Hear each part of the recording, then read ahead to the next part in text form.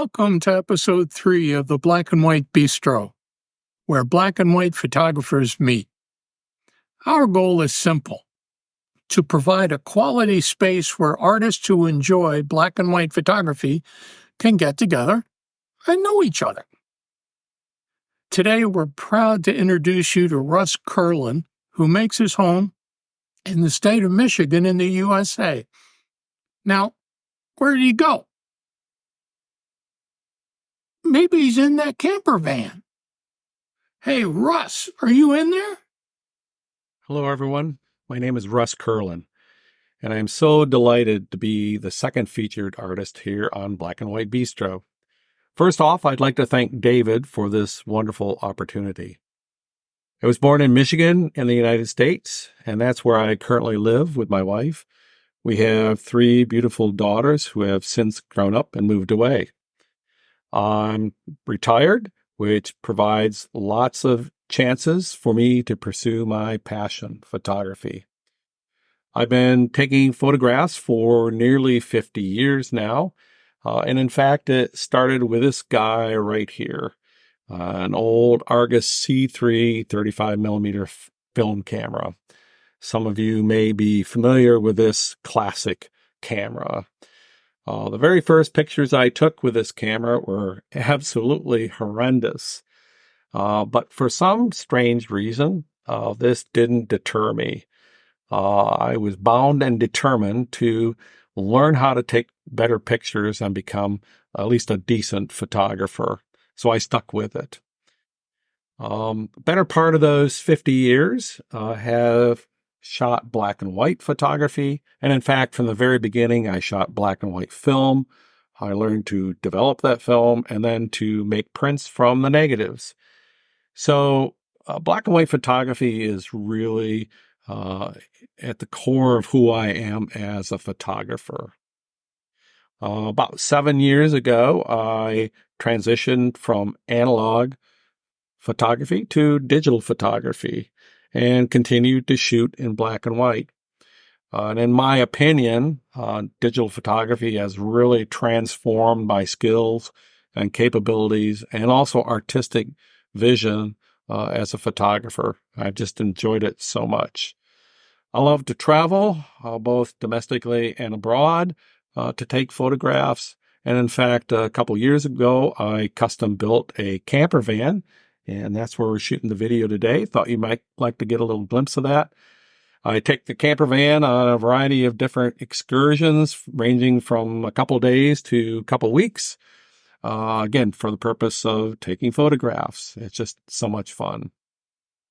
In closing, I'd like to thank everyone on Vero, especially those who follow me, those who have liked my images, and those who have left comments. I really appreciate those.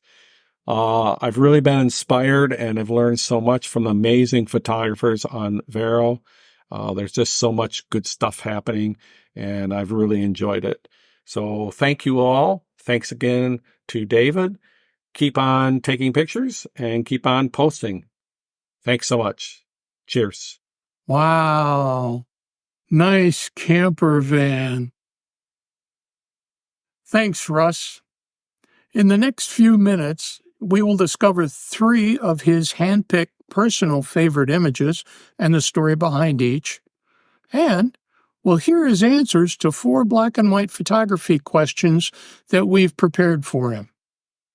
Now, let's enjoy his first artist-selected image and learn the story behind it in his own words. This image is one from a trip to Iceland in 2017.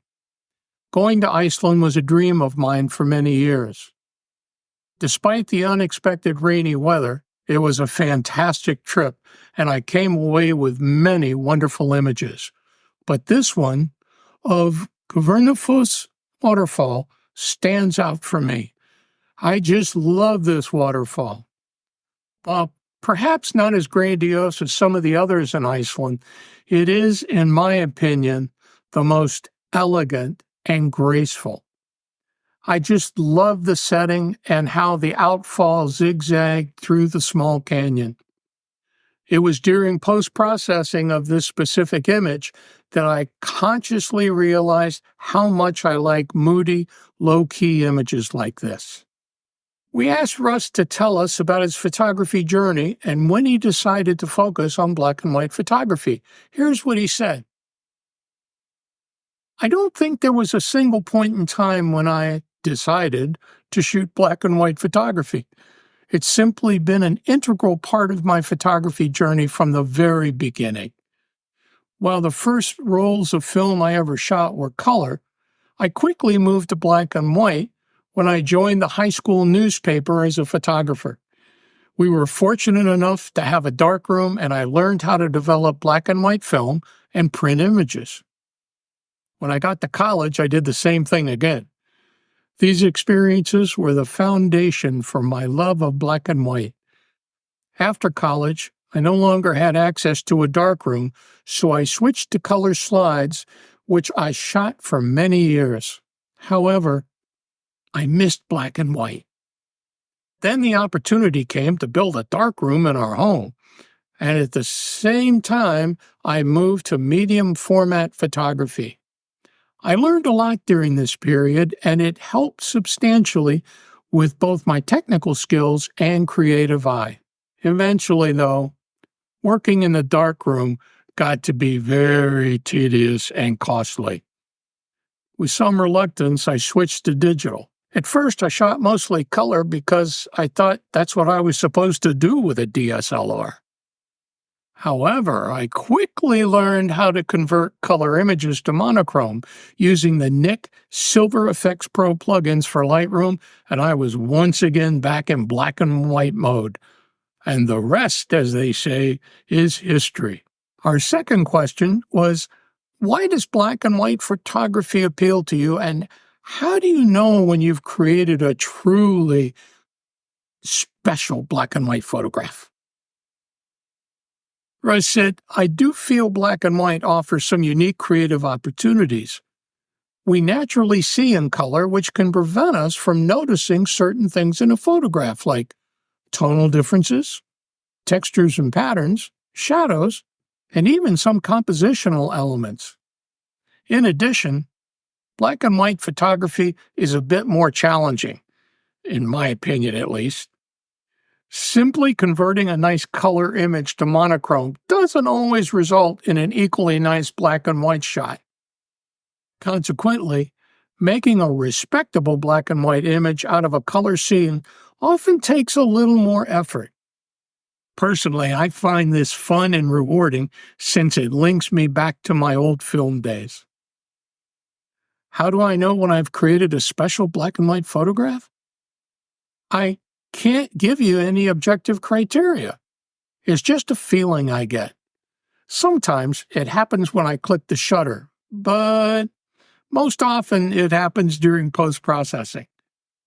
It can also happen occasionally after I've revisited an image after months or even years. Bottom line, it's just an intuition. To be truthful, intuition is not always spot on. Sometimes an image doesn't turn out to be as good as I had envisioned. Now, let's enjoy Russ's second artist-selected image and the backstory. This image is from my Oregon coast trip in 2021, and I believe it's one of my better images of all time. When I was planning my trip to Oregon, I was anticipating amazing coastal scenes with huge crashing waves and spectacular sunsets. Instead, I encountered calm seas, overcast skies, and on many days, heavy fog. At first, I was bummed. But very quickly, I embraced the situation and created some wonderful, moody scenes with the fog. When I came upon this particular scene, it was a no-brainer, as they say. I love the minimalism, the lonely rock sitting in a tidal pool against the gloomy sky, and the subtle textures and patterns in the large expanse of dark sand. It was a perfect mix. Our third question was, what have you personally found to be the most challenging in shooting black and white, and how did you overcome that challenge? Russ told us The only challenge per se is psychological. When I'm in a location that has amazing colors, such as Utah or Iceland, or when I'm shooting the Milky Way, for example, it's hard not to finish with a color image in post. However, I feel a little guilty when I've done that. It's like I've gone over to the dark side. I will often convert to monochrome just to see what it looks like. And in many cases, it's as good, if not even better, at least per my tastes. Our final question was, for someone who's decided to begin shooting black and white, what are the 2 best pieces of advice you can offer? Russ said, my first piece of advice would be to think about what kind of black and white photography you want to do, both in terms of genre and artistic style. If you're not sure, study the work of other black and white photographers, especially past masters and contemporary black and white artists like Ansel Adams, Henri Cartier-Bresson, and Michael Kenna. Then go out and experiment with your camera. Your first images might not be award-winning photographs, but it's okay. It'll help you to decide where you want to spend most of your energy.